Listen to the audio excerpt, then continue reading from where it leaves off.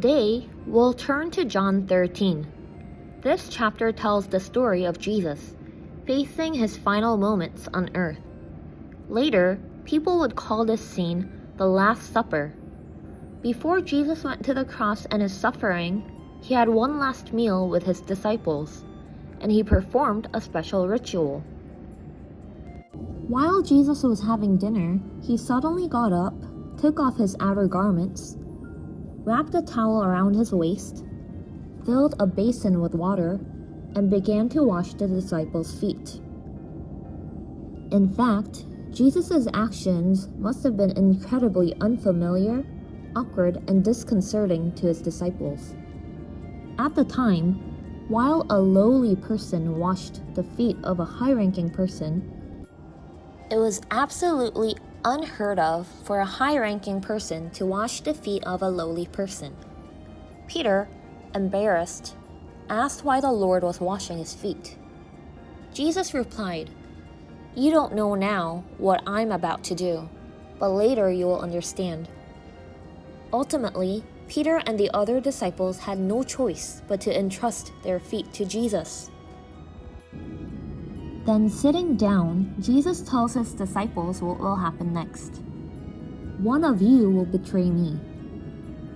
Jesus would be betrayed by one of his disciples and betrayed by chief priests and Pharisees. However, the disciples did not understand exactly what Jesus meant, and were simply curious about who he was referring to. At that time, Jesus said, "It is he to whom I will give the broken bread," and gave the bread to Judas Iscariot. Judas accepted the piece of bread and went out to betray Jesus. How must Jesus have felt knowing that one among those disciples whose feet he washed would betray him? In fact, before the Last Supper and the foot-washing ceremony, John 13 tells us that Jesus loved his disciples to the end. After serving them and being betrayed by one of them, Jesus proclaims a new commandment. "Love one another, just as I have loved you. You also must love one another." Jesus, the teacher, served and loved his disciples first. Those in high positions loved those in low positions.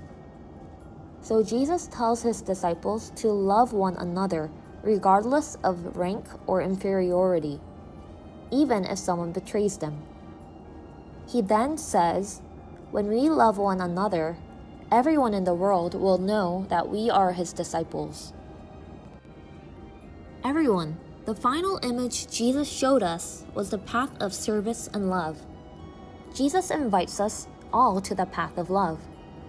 I hope all of us who believe in Jesus and pledge to become his disciples will walk the path of love Jesus invites us to. I hope we can spend this week serving and loving one another.